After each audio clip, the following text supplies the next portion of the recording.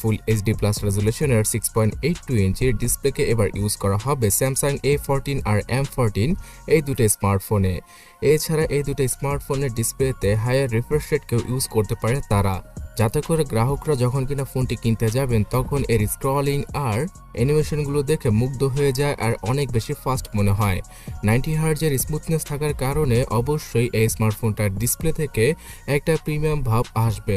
আর A14 স্মার্টফোনটার display হবে একটি IPS LCD প্যানেলের ডিসপ্লে, অথবা স্যামসাং তাদের পিএলএস প্যানেলকেও ইউজ করতে পারে, যেটা কিনা অনেকটাই আইপিএস এর মতো কাজ করে। আর এখানে ডিসপ্লেতে কালার ক্যালিব্রেশনও খুব ভালো দেখাবে।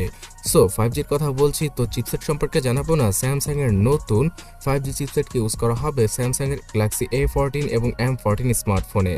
এক্সিনোস এর 1330 এই চিপসেটটাকে ইউজ করবে স্যামসাং। আর এই চিপসেটের গ্রিক বেঞ্চ স্কোরটাও সামনে চলে এসেছে। সিঙ্গেল কোরে 770 এবং মাল্টি কোরে 2151 মতো স্কোর করেছে এই চিপসেটটি, যেটা কিনা বাজেট ক্যাটাগরির স্মার্টফোনের জন্য মোটামুটি ভালোই বলা চলে। এছাড়া গেমিং এর ক্ষেত্রে এই চিপসেটটা থেকে কিছুটা হেল্প পাওয়া পসিবল হবে। পাবজির মতো গেম 40 FPS এবং ফ্রি ফায়ারের মতো গেমগুলো ইজিলি খেলা পসিবল হবে এই 14 5G স্মার্টফোনটায়।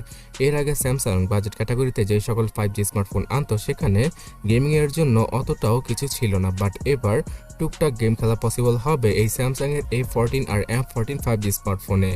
এছাড়া 5000 mAh এর ব্যাটারিকে ইউজ করা হবে এই ফোনগুলোতে, যেখানে কিনা শুধুমাত্র 15 ওয়াটের চার্জিং স্পিডকে ইউজ করতে পারে স্যামসাং। তো ফোনটাকে ফুলি চার্জ করতে 2.5 থেকে 3 ঘন্টার মতো সময় লেগে যেতে পারে। এছাড়া এই স্মার্টফোনটা একদিনেরও বেশি ব্যাটারি ব্যাকআপ দিয়ে দিবে নর্মাল ইউসেজে। তবে যে জিনিসটা কিনা সবার দৃষ্টি আকর্ষণ করবে সেটা হচ্ছে গিয়ে স্যামসাং এর software experience. Out of the box Android 13 আর One UI 5 এর সাথেই আসবে স্যামসাং এর এই নতুন দুটো স্মার্টফোন, যেখানে কিনা One UI এর কিছুটা লাইটার ভার্সনকে আমরা দেখতে পারি। যেহেতু এই ফোনগুলোর স্পেসিফিকেশন ফ্ল্যাগশিপ ফোনের মতো অত হাই নয়, তাই এখানে লাইট ওয়েট একটা ইউআই কে ইউজ করা হবে, যাতে করে নর্মাল ইউজাররা ইজিলি ইউজ করতে পারে তাদের ফোনটাকে কোনো প্রকার ল্যাগ এবং হ্যাং ছাড়া। ফেসবুক, হোয়াটসঅ্যাপ, ইনস্টাগ্রাম এবং দারাজ বিকাশের মতো অ্যাপগুলো একসাথে ইউজ করার জন্য এখানে 4GB এবং 6GB র্যামের ভার্সন আনা হবে। তবে হ্যাঁ, সবচেয়ে ইন্টারেস্টিং ফিচার হচ্ছে গিয়ে 4GB র্যামের সাথে আপনারা আরও 4GB র্যামকে এক্সট্রা অ্যাড করতে পারবেন ভার্চুয়াল ভাবে, যেটা কিনা ইন্টারনাল মেমোরির সাহায্যে কাজ করবে। আর এখানে মাল্টিটাস্কিংয়ে হয়তো কিছুটা সুবিধা করতে পারা পসিবল হবে এই বাড়তি 4GB র্যামের জন্য। সো 4GB এবং 8GB র্যামের পাশাপাশি 64GB এবং 128GBর UFS 2.1 অথবা 2.2 এর ইন্টারনাল মেমোরিকে ইউজ করা হবে, যেটা কিনা মোটামুটি বাজেট অনুযায়ী ফাস্ট এবং অ্যাকর্ডই বলা চলে। তাছাড়া দুইটা সিমের পাশাপাশি একটা এসডি কার্ডকে ইউজ করা, ওয়াইফাই, ব্লুটুথ আর FM রেডিওর সাপোর্টটাও পাওয়া যাবে স্যামসাং এর এই দুটো ফোনে।